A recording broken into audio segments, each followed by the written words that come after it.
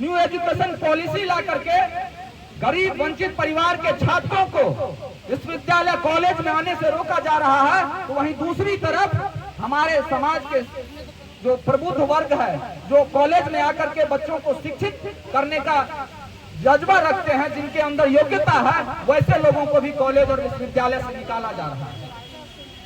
एक तरफ सरकारी शिक्षण संस्थानों को ध्वस्त किया जा रहा है, निजी हाथों में सौंपा जा रहा है, और दूसरी तरफ जो हमारा जो रिजर्वेशन है उसको भी खत्म किया जा रहा है। आखिर क्यों? बहुजन आबादी, बहुजन नेता क्या कर रहा है इस देश में? या तो वह डर गया है या मुख दर्शक बन गया है। आज जो स्थिति है, या तो डरा दिया गया है हमारे नेताओं को, और या नहीं तो वह सेटिंग कर लिया है, जिसका परिणाम है हमारे लोग मर रहे हैं, लड़ रहे हैं, विश्वविद्यालय कॉलेज से उठा करके बाहर फेंके जा रहे हैं, लेकिन उसकी चिंता करने वाला, उसके हक में आवाज उठाने वाला कोई भी आज नहीं है। क्यों? जहां जो मन हो रहा है, जो केंद्र की सरकार से जुड़े हुए लोग हैं, सांसद से लेकर के सड़क तक, विश्वविद्यालय और कॉलेज में, गांव मोहल्ले में, जहां जो मन हो रहा है, जहां जो उन्माद का उनको साधन मिल रहा है, जिस तरीके से भी वह उन्माद फैला रहा है पूरे समाज में। आज संसद में खुलेआम जिस तरीके से,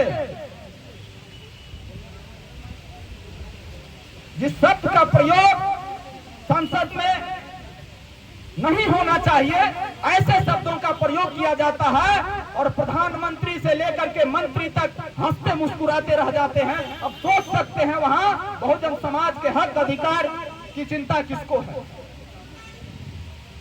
इस देश में सिर्फ और सिर्फ साजिश के तहत नागपुरी शासन व्यवस्था लागू करने का अभियान चल रहा है, और वह अभियान संघ से जुड़े हुए जो सैकड़ों संगठन है उसके माध्यम से पूरे देश में चलाया जा रहा है।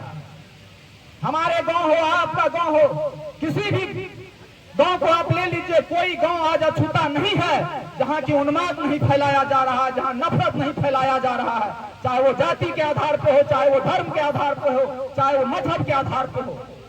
और उस नफरत के आग में अब कॉलेज और विश्वविद्यालय को भी झोंक दिया गया है, क्योंकि वहां हमारे लोग अब पहुंचने लगे हैं, पढ़ने वाले लोग भी और पढ़ाने वाले लोग भी।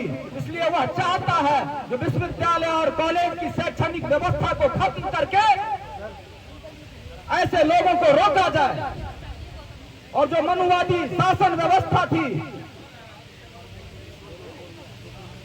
जो मनु विधान के आधार पर चलाया जाता था, उसी तरीके से पुनः बहुजन समाज को गुलामी की जंजीर में जकड़ने का जो प्रयास है वह आज चरम सीमा पे पहुंच चुका है। और हम लोग या तो जाति में बटे हुए हैं या पार्टी में बटे हुए हैं। बहुजन समाज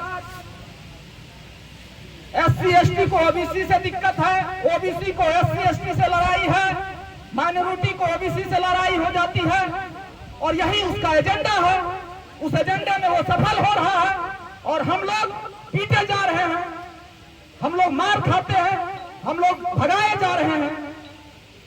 ना हमारा नेता बोलने के लिए, लड़ने के लिए तैयार है। और जब हम और हमारे लोग, जो आम लोग हैं, जब वो लड़ता है, वो मरता है, तो उसकी रक्षा करने वाला कोई नहीं है, उसको बचाने वाला कोई नहीं है। इसलिए यह जो धरना है, यह लगातार चलते रहना चाहिए। हम लोग देख रहे थे पटना से,